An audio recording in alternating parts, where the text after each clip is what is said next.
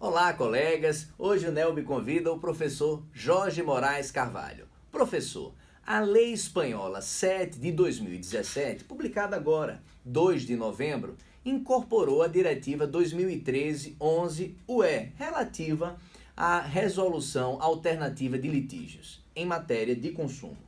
Pois bem, dispôs em seu artigo 11 que não haverá custos ao consumidor no que toca ao procedimento de cada junta arbitral de consumo espanhola. Aqui em Portugal, sabemos que os custos processuais são variados. Há centros que são gratuitos e há centros que têm um determinado valor. Pois bem, o senhor não acredita que a variação de custos em cada centro seria um fator de desigualdade entre os cidadãos portugueses, especialmente pelo fato de cada centro ter sua competência territorial definida, o que impediria que o consumidor, por exemplo, buscasse o centro gratuito? Não seria o caso de desigualdade material entre os cidadãos? Essa questão é muito interessante, desde logo porque a questão dos custos é uma questão central também no que respeita à resolução alternativa de litígios em geral e em particular nos litígios de consumo, que têm um valor reduzido. O valor médio do litígio de consumo é relativamente baixo e, portanto, a existência de custos, se esses custos forem significativos, pelo menos, vai limitar o acesso ao direito. E, portanto, a inexistência de custos ou a existência de custos reduzidos é muito importante no que respeita a estes litígios. Não podemos esquecer uma coisa, é que a inexistência de custos para as partes, para o consumidor, para a empresa, implica necessariamente custos para alguém. E esses custos são, em princípio, para o Estado.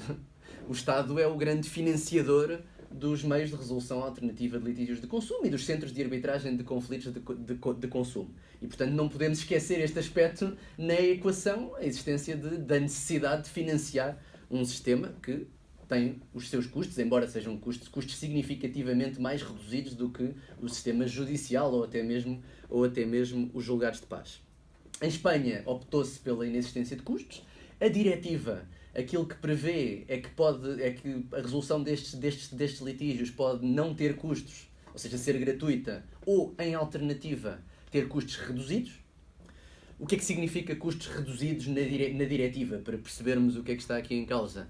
São custos que não impeçam, que não dificultem o acesso a esses centros. Ou seja, não podemos estar a falar de custos relacionados com o próprio montante do litígio. Estamos a falar de pequenos valores que podem ser pagos.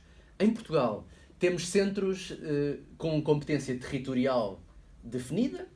Temos uma série de centros, meia dúzia de centros com competência territorial definida. Há um centro com competência residual, ou seja, com competência supletiva. Nas zonas do território nacional onde não exista um outro centro com competência territorial, o CNIAC, o Centro Nacional de Informação e Arbitragem de Conflitos de Consumo, é o centro competente. E além destes centros com competência territorialmente definida, existem centros especializados. Existe um no setor automóvel e existe um em matéria de seguros.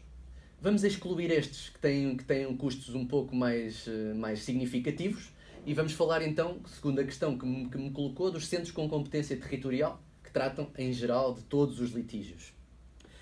Existem, de facto, diferenças no que respeita aos valores, no que respeita ao caráter gratuito ou não gratuito desse centro. A generalidade dos centros é gratuita. Por exemplo, o CNIAC, que falámos há pouco, não tem custos, quer para o consumidor, quer para a empresa.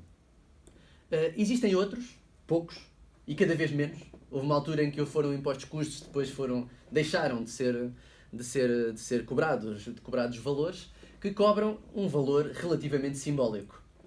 Por exemplo, uma taxa administrativa no centro de Lisboa, no CACL, cobra uma taxa administrativa de 10 euros. É um valor relativamente simbólico. E, portanto, cabe claramente no conceito da diretiva e da lei portuguesa de custo reduzido. Claro que me poderá dizer, tá bem, se o litígio tiver um valor de 5 euros?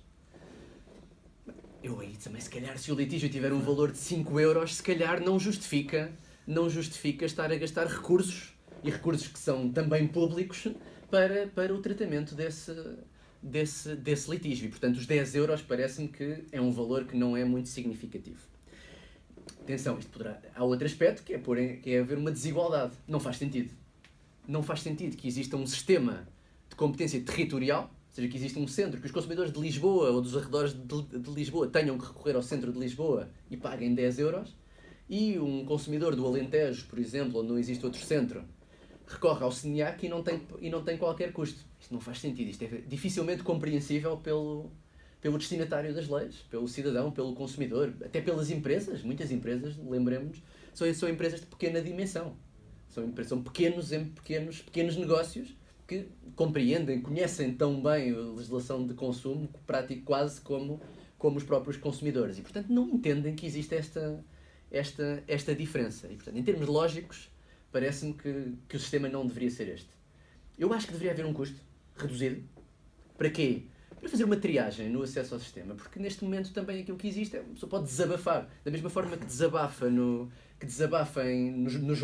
caixas de comentários dos jornais ou no Facebook ou noutras redes sociais, também pode desabafar numa reclamação para um centro de arbitragem. E acho que se deve evitar esses processos que são meros desabafos. E o pagamento, nem que seja de 5 euros, 10 euros, já evitaria esse tipo de processos. Portanto, acho que uma pequena taxa seria positiva, seria o ideal, exatamente. Mas não, ou seja, custos superiores a esses não parece-me que já seria pouco adequado. Por um lado, não compensa os custos que existem com cada processo e, por outro lado, poderia funcionar como um desincentivo no acesso a estes meios de resolução de litígios. Professor, muito obrigado. Até a próxima, pessoal.